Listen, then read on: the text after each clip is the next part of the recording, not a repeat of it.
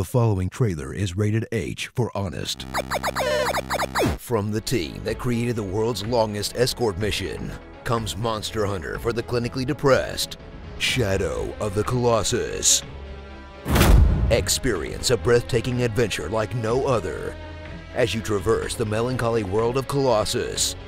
Discover the massive, majestic creatures that call it home and savagely murder them for personal gain by stabbing them over and over in their special no-no place.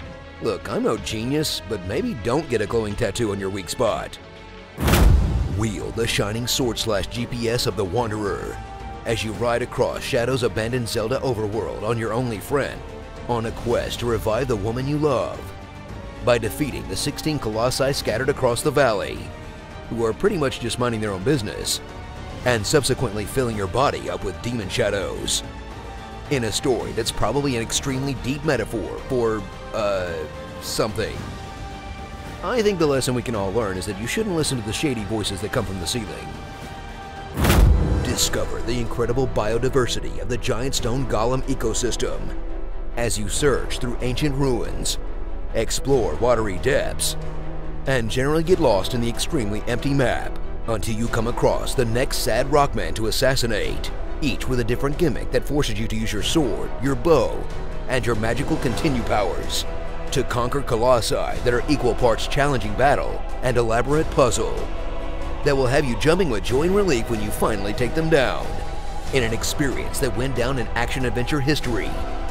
Despite being basically a 16-fight boss rush with an ass pile of atmosphere that never got a sequel because they spent a literal decade making their weird catbird game.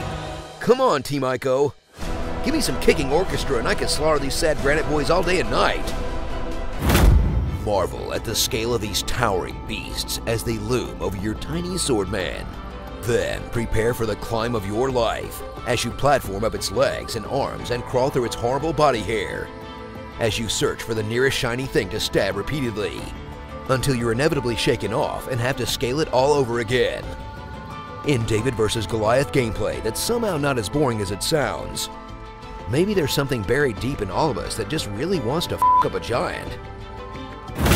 So focus that beam and get ready to wander all over the place in a memorable action-adventure game that became an instant classic by pulling video games' one big trick, having you kill a bunch of stuff and then making you feel bad about it afterwards.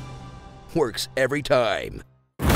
Starring Does It All for the Nookie, Bad Case of Mono, Artax, Majora's Mask, and Attack on Titan. Breath of the Colossus. Don't forget to cut off those lizard tails. You know what they say, a tail a day helps you murder the giant stone thing.